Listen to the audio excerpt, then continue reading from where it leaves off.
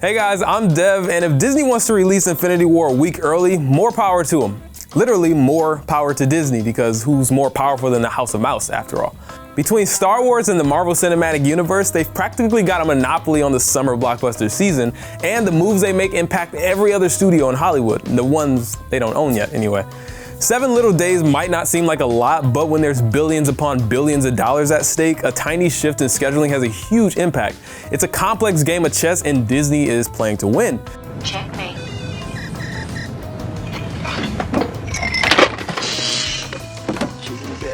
So today, let's see if we can figure out why Disney really moved up Infinity War.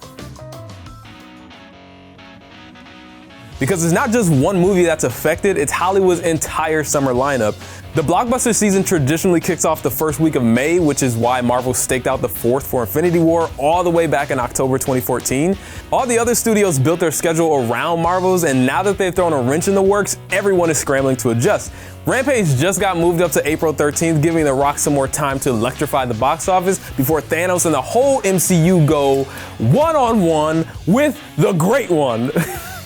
Now, Dwayne Johnson denies that's the reason. The fact that Tony Stark and his Avengers moved their movie up a week, it had nothing to do with us. We just didn't want to give away any of our spoilers. But either way, now that Infinity War is dropping on April 27th, it has 3 basically uncontested weeks of domination before Deadpool 2 comes out on May 18th, 14 days earlier than its original June 1st release date.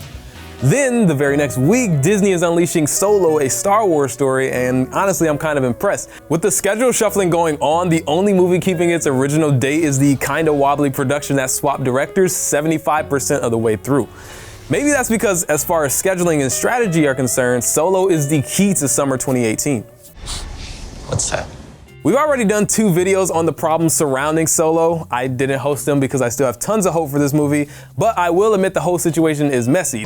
It's worse. There's a lot of negative buzz going around the movie, and the other studios smell blood in the water. That's probably why Fox pushed Deadpool so it would come out before Solo. They're done already? Oh, wow, that was unrealistically fast. Okay, hit it. In the original plan, you'd only get the chance to see Deadpool after both Infinity War and Solo have already come out. And with all that competition, not to mention pricey movie tickets, the audience might get burned out and decide to just wait for the Blu-ray. Remember, the first Deadpool opened in February, which has traditionally been a dumping ground where bad movies go to flop.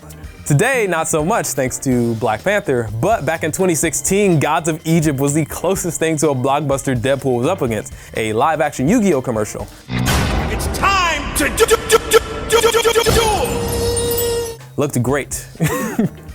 The Merc with a Mouth was a smash hit, becoming the highest grossing rated R movie ever. Dad? And giving Fox the confidence to beat Han and Chewie to the box office for the sequel, and cut off some of Infinity War's momentum at the same time. No, I feel like Disney is like Disney and Fox are having like their Drake and Josh moment where someone's married someone's mom or their dad, and now they got 2 brothers who are just going at each other, and they're cutting each other's release dates off and cutting into their money. As brothers do, as you know. But deep down, they secretly love each other? Yeah, of course, of course. Disney doesn't seem that confident in Solo's success either, and if it bombs critically and commercially, it's not gonna be a good look for the Star Wars franchise, especially after the mixed reception of The Last Jedi. If Solo is a misfire, Disney is gonna want to pad their Infinity War earnings as much as possible to make up for the potential underperformance of the Star Wars story. By moving Avengers up, they basically bought themselves another week of uncontested box office glory. Disney wants to keep that can't-miss narrative going. Remember, this is Hollywood we're talking about, and the entire industry is obsessed with image, and Disney doesn't like to be embarrassed. Once again, I'm still hopeful that Solo will be great, but I don't have the same confidence that I have with Infinity War, which is almost a guaranteed hit. Changing the release date gives it more breathing room to shatter records and drink in all that good press. That's probably why they moved it up, but that still leaves the question, why does it matter?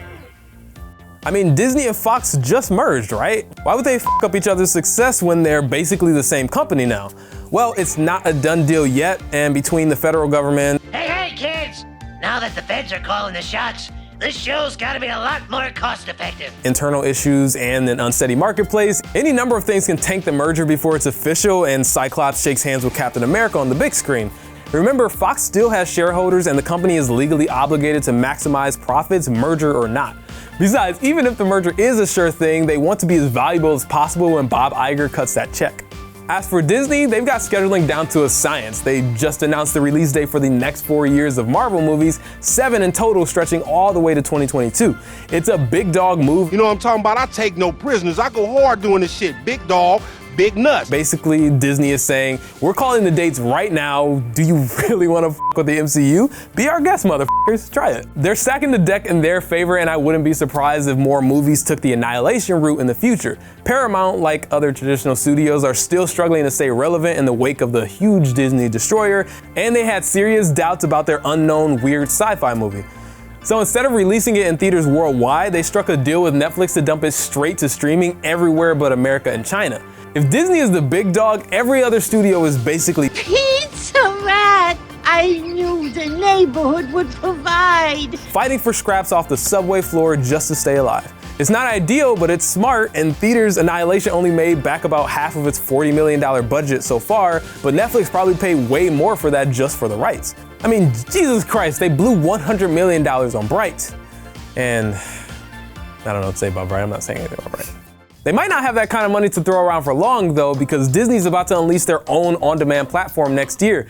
Between Marvel and Star Wars exclusives, not to mention original content and over 500 films in the vault, Disney could conquer the world of streaming the same way they did theaters.